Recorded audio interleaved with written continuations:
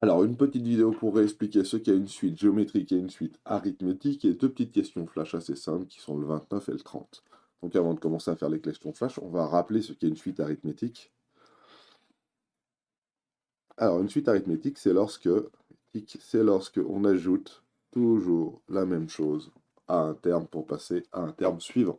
Je donne un exemple. Par exemple, si je pars du premier terme qui est 0,2 et que je lui ajoute 3 à chaque fois, ça fait 3,2 plus 3, 6,2, plus 3, 9,2, vous avez compris le concept, plus 3, blablabla. Blablabla. Comment ça s'écrit une suite arithmétique? Ça fait un plus 1, c'est bien un auquel on a ajouté un nombre, et ce nombre, ça s'appelle la raison, et pour une suite arithmétique, généralement, on l'appelle R.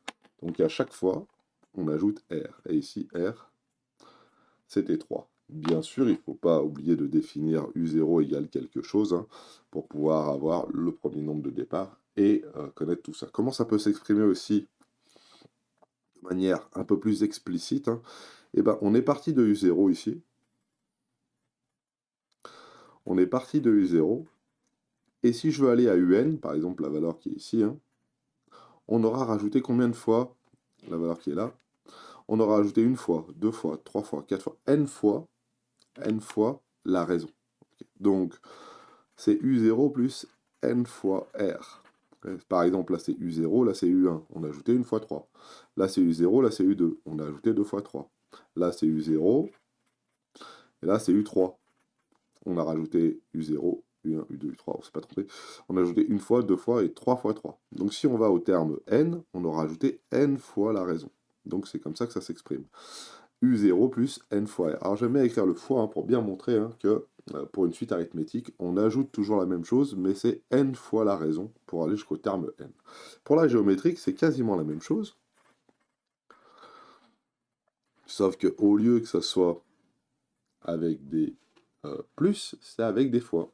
C'est-à-dire que si je pars par exemple de 0,2 et que je multiplie par 2, bah, je serai à 0,4 ici. Je multiplie par 2, je serai à 0,8. Je multiplie par 2, j'aurais pu prendre un autre nombre que 2. Je serai à 1,6, etc., etc., etc. Donc, notre raison, dans notre cas, à nous ici, c'est 2. Et comment ça s'exprime de manière récurrente? Eh bien, un plus 1, le terme suivant, celui qui va arriver ici, c'est un fois la raison cette fois-ci. Autant ici on avait plus la raison, ici on a fois la raison. Attention, hein, ce qui différencie les deux, c'est ça. Arithmétique et géométrique. Donc à chaque fois, on multiplie par la raison. Elle est raison. Ici, on l'appelle petit q pour une suite géométrique. Est-ce qu'on peut l'exprimer de manière un peu plus explicite? Ça veut dire de cette manière-là. Eh bien oui, hein. Pour aller de U0 à UN, cette fois-ci, on n'a pas ajouté n fois la raison, on a plutôt multiplié par q n fois de suite. Donc, U0 fois q fois q fois q fois q, donc ça fait q puissance n. Voilà. Donc on aura multiplié par la raison un certain nombre de fois, n fois. Donc ça fait U0 fois q puissance n. Donc on peut l'écrire. Hein. U0, là c'est U1, là c'est U3 par exemple. Pour passer de U0 à U3, j'ai multiplié par 3 fois la raison, donc par 2 puissance 3, hein, et en partant de U0, donc c'est 0,2 fois 2 fois 2 fois 2, et puis voilà. Voilà pour ça. On peut aussi les écrire un petit peu de manière différente. Si au lieu de partir de U0, je pars de U1, ça fait Q à la puissance n-1. Si au lieu de partir de U0, bah oui, je multiplie une fois de moins par, par, euh, par la raison, hein, parce que je suis pas parti de U0, mais je suis parti de U1 pour aller jusqu'à UN. Si je pars de U je sais pas quoi, 7 par exemple, hein, pour aller jusqu'à UN, là c'est Q facteur de n-7, hein, ça veut dire que j'ai enlevé 7 fois. Donc voilà, ce qu'il faut surtout retenir, et ce qui est important, c'est ça, c'est ça, c'est ça, ici, c'est celle-là, voilà, Ok, il y a bien un plus pour les arithmétiques, il y a bien un fois pour les géométriques, ça alors on peut le laisser de côté. Et donc en version explicite, entre guillemets, UN c'est U0 fois Q puissance N. Voilà. Et maintenant on va essayer de voir dans quel sens ça varie. Est-ce que notre suite elle va plutôt être croissante ou plutôt être décroissante? Et puis on va voir que c'est très facile à trouver une règle pour savoir si notre suite elle est croissante ou décroissante. Alors le 29, regardez comment c'est difficile. Pour le 29, le UN, c'est une suite arithmétique. Donc, arithmétique de raison R. Et on veut son sens de variation. Donc, regardons, par exemple, je prends, si c'est une suite arithmétique, UN plus 1, c'est UN plus R. Dans le premier cas A, on a donc UN plus 1 qui vaut UN plus 3. Donc à chaque fois, on va ajouter 3. Et si on prend un nombre de départ, par exemple, je vais prendre une bêtise, 1, plus 3, ça va faire 4, plus 3, ça va faire 7, plus 3, ça va faire 10. On comprend bien que cette suite-là, elle est croissante. Okay. Et pour pouvoir le démontrer, on pourrait dire UN plus 1 moins UN, ça fait 3. Et UN plus 1 moins UN qui fait 3, ça veut dire que ma suite est croissante. Donc là, dans ce cas-là, UN est croissant. Pourquoi? Car le 3 est positif. Si le 3 est positif, ma suite va croître. Et dans le petit b, vous doutez bien que c'est l'inverse. On va avoir UN plus 1 qui vaut UN moins 1. Ma raison dans le deuxième cas, c'est moins 1. Et dans ce cas-là, UN va être décroissante car moins 1 est négatif. Si vous avez un doute, eh ben on peut l'écrire correctement. Regardez, hein. On part de 1, pareil, ou de 4, ou de 10. Allez, prenons 10 par exemple. Si j'enlève 1, si je fais moins 1, je suis à 9. Si j'enlève 1, je suis à 8. Si j'enlève 1, je suis à 7, etc., etc., etc., etc. Vous avez compris le concept, hein. 6, 5, 4, 3, 2, 1, 0, moins 1, moins 2, moins 3, etc., etc. Donc ça, c'était pour les suites arithmétiques à chaque fois. Si je regarde le 30, c'est la même chose, mais avec des suites géométriques. Et là, la première question, c'est Q qui vaut 2. C'est-à-dire, lorsque je multiplie chacun de mes termes par 2, qu'est-ce que ça donne? Donc par exemple, je peux partir de 0,1. 0,1 fois 2.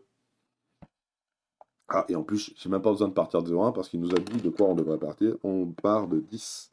Donc ma suite, c'est 10 fois 2, ça fait 20. Fois 2, ça fait 40. Fois 2, ça fait 80. Fois 2, ça fait 160. Et là, on constate bien que notre suite, elle est plutôt croissante. UN plus 1, c'est bien égal UN fois 2. 2 est supérieur à 1, donc UN est une suite croissante.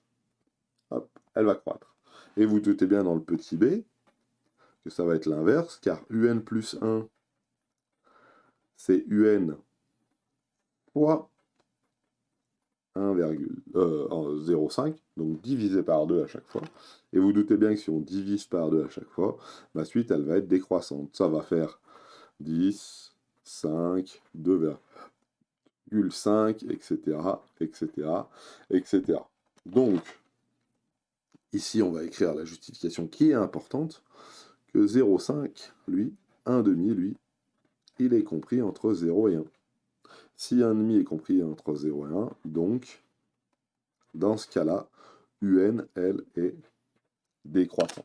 Donc nos critères, ils sont là.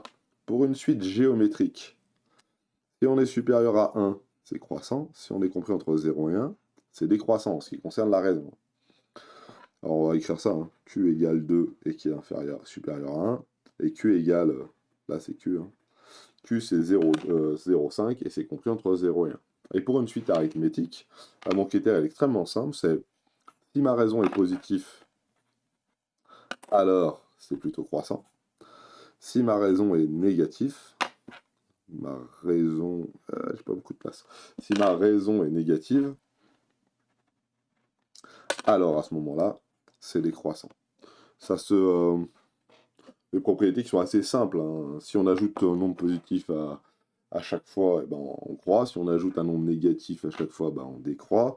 Et pour les géométriques, si on multiplie par un nombre supérieur à 1, on va décroître. Si on multiplie par un nombre compris entre 0 et 1, on va décroître. Alors attention, hein, qu'est-ce qui se passe quand on multiplie par un nombre négatif?